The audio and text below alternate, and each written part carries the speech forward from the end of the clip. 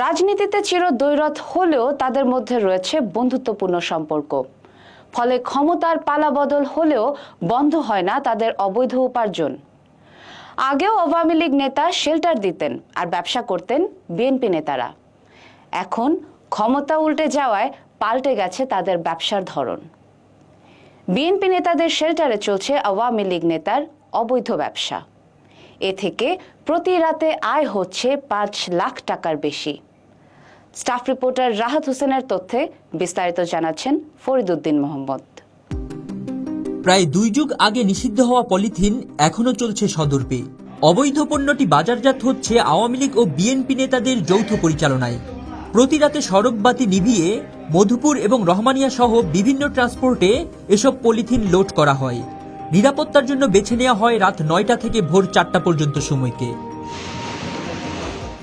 জানা যায় প্রতি রাতে ২০০ থেকে ৩০০ টন পলিথিন সরবরাহ করে থাকে এই চক্রটি। মূলত এখান থেকেই বাংলাদেশে ছড়িয়ে পড়ে পরিবেশের জন্য মারাত্মক ক্ষতিকর পণ্যটি।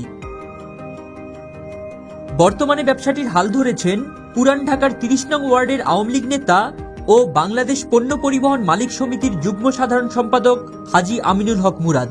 তার হাতের শক্তি মূলত ঢাকা ৭ আসনের সাবেক এমপি হাজী সেলিম ও তার ছোট ছেলে ইরফান সেলিম। হাজী সেলিম পরিবারের অর্থের যোগানদাতা হিসেবেও পরিচিতি রয়েছে এই অবৈধ ব্যবসায়ীর। ক্ষমতার পালা বদলেও কমেনি তার দাপট। এরই মধ্যে তিনি পাল্টে নিয়েছেন কৌশল। তার এই ব্যবসায় সাপোর্ট দিচ্ছেন স্থানীয় বিএনপি নেতারা।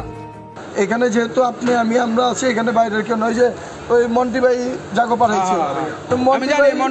মন্টি ভাই আমি কালুকে এটা ভালো মতো চিনি। আর মহানগর যুব দলগণ, ছাত্র দলগণ, আমি কালুরে চিনে না, খুব কম লোক আছে, হয়তো মানুষটা আমি ছোট। অনুসন্ধানে এই অবৈধ ব্যবসাটির সঙ্গে ৩০ নং ওয়ার্ড বিএনপির সাবেক সভাপতি হায়দার, বিএনপি নেতা মিন্টু ও ওয়ার্ড যুবদলের সদস্য সচিব বরকতুল্লাহ মাসুদ ওরফে কালুর সম্পৃক্ততা পাওয়া গেছে। কালু সরাসরি মুরাদের ব্যবসায়ী সহযোগী। বর্তমানে মুরাদের ব্যবসা সামলাচ্ছেন তিনি। ডেইলি বাংলাদেশের কাছে কয়েকটি স্থির চিত্র ও একটি ভিডিও এসেছে, যাতে দেখা যাচ্ছে মুরাদের বেশ ঘনিষ্ঠ যুবদল নেতা কালু। ভিডিওতে যুবদল নেতা কালু আওয়ামী লীগ নেতা মুরাদের সঙ্গে সম্পর্কের কথা স্বীকার করেন। মুরাদের সাথে আমার সম্পর্কটা টাকা পয়সা দিয়ে না। যদি টাকা পয়সা দিয়ে তার লগে আমার সম্পর্কটা হইতো, তাহলে কি কইতাম যে ভাই আপনার যে কথাটা কইছেন ভাই আমিও একমত আপনার সাথে। একটা মানুষের সাথে অন্তরে আপনার সাথে হয়তো খারাপ আছে, আমার সাথে ভালো আছে। তার সাথে আমি বিগত 15-17 বছর যে রাজনীতি কইরা এখন পর্যন্ত ওয়ার্ড যুব দলের সভাপতি ছিলাম। তারপর আপনার এই এখন এই ওয়ার্ডের ছাত্র দলের সভাপতি ছিলাম, এখন যুব দলের সেক্রেটারি আছি। মনে করেন যে থানা পুলিশ হামলা মামলা যা আছে, হ্যালো, সব শেল্টার দিছে। পুলিশ তো আমগরে কম নির্যাতন করে না, কম জ্বালায় না। তারে দিয়া হয়তো আমরা এই সেটটাও তো ওই সময় পাইছি, আমরা সবাই পাইছি। আচ্ছা ঠিক আছে, সেটাও পরের কথা। কথা হলো কি ভাই, যেহেতু ব্যবসা আজকে এসে করতেছে, আপনারা হন আমরা হই যারাই, আমরা এলাকার আমগো বাদ দিয়ে তো কেউ না। ডেইলি বাংলাদেশের কাছে পলিথিন উৎপাদনের বিষয়টি অস্বীকার করেন আমিনুল হক মুরাদ। তবে তিনি কৌশলে পরিবহনের বিষয়টি স্বীকার করে নেন। এছাড়া যুবদলের বরকতুল্লাহ মাসুদ ওরফে কালু তার মামাতো ভাই বলে দাবি করেন। আমার বক্তব্যের সাথে আমি তো কোনো পলিথিন ব্যবসার সাথে জড়িত না।